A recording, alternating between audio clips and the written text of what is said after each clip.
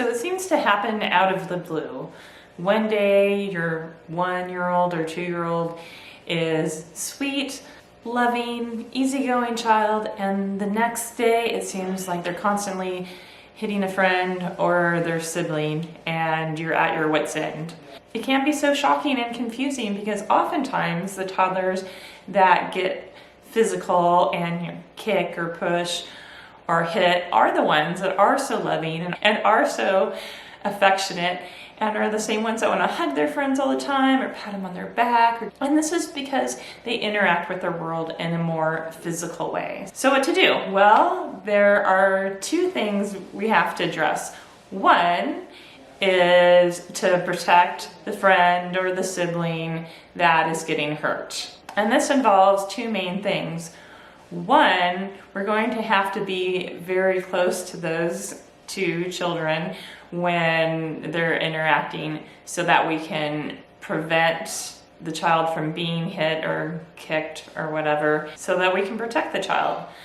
The other is if a child is old enough to speak or even to sign stop, to teach that child how to stand up for themselves. Now, of course, it's our job always to protect the children. However, children do learn not to be aggressive physically with children better and more quickly, in my experience, if the child that's being kicked or pushed or whatever can say to that child, no, stop. And we always teach the sign stop so that if they themselves are a physical child, they'll have something to do with their hands. So we've got to protect the child by really being close by so that we can stop an incident when we see it's going to happen. And how we know when that's most likely to happen is through observation. Observing when it tends to happen in what situations, but also observing the child that's doing that unwanted physical touch. What does their body do right before? Do they, grit their teeth? Do they get the angry eyebrows? Do their whole body tense? These are things we've got to know so that we can protect the child. The second thing we have to address is supporting the child. I'm just going to take the shortcut of saying hitting, but it could be any physical unwanted touch. So we need to support the child who's doing the hitting. The first is because they're young and their prefrontal lobes aren't fully developed and won't be for a very long time. We need to help them co-regulate their stress so that they can begin to access those higher level skills of what to do when they're frustrated. Toddlers aren't mature enough to handle really big emotions by themselves. While they're learning to do so and their brain is developing and maturing, we need to help them. We need to be with them to help them take their deep breaths, to coach them through what they can do when they're angry, to teach them to separate themselves from the people that are frustrating.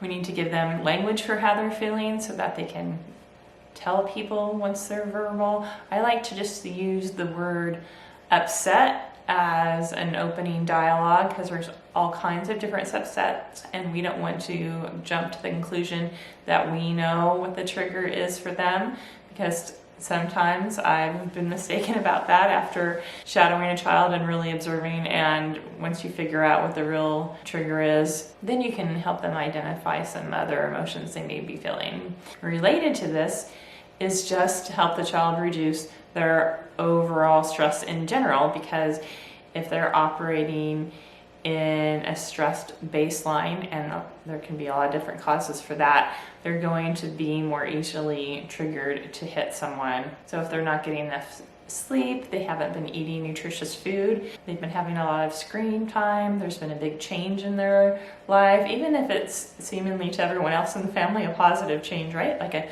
new baby or a new home, that can just amp their baseline stress level.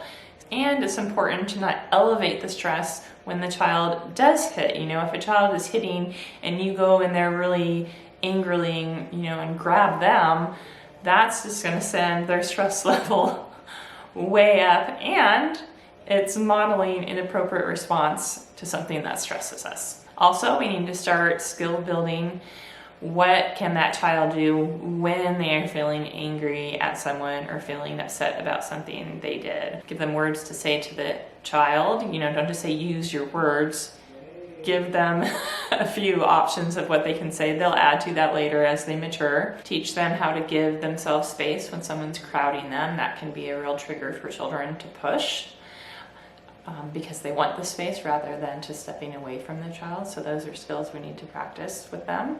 And once you're outside of whatever negative interaction the child had, you can spend some time with them talking about all the different things they can do when they're stressed. I have another video about time in basket. I'll link that below because it's important for a child to know what to do with stress. It's important for us to know what to do with stress so we don't go to those unhealthy habits such as taking it out on someone else. And as I mentioned earlier, we have to interrupt the habit. Children are hitting because they got in the habit that for them it worked somehow.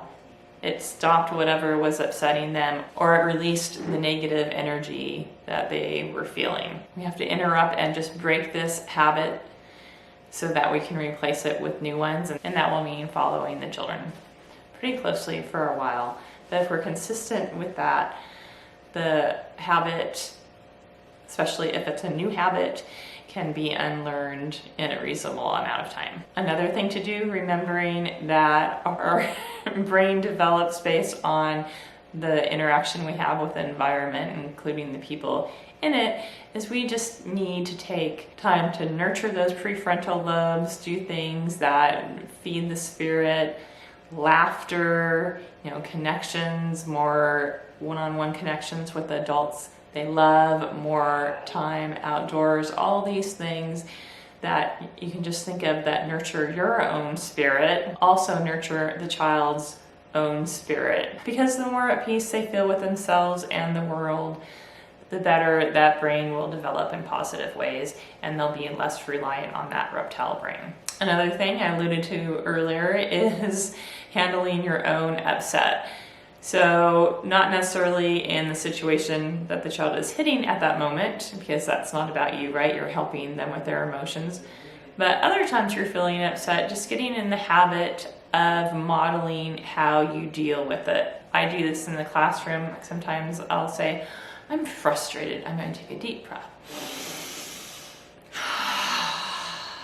And do this sincerely. Don't fake opportunities for this, but chances are if you're parenting or teaching, sometime next month you might be feeling a little agitated, and own those feelings. I feel, not you made me feel, not she made me feel, not I'm feeling that way because blah blah blah blah blah. Just I feel this way, and this is what I'm going to do, or I'm going to go drink a glass of water. Model what to do with those upset feelings. So the Montessori approach, as with everything, would be to address the whole child. For other ways to help and support your toddler, check out this playlist of videos that will help you help your child, and check out this video on how to use logical consequences with toddlers. Thanks for watching, and take care.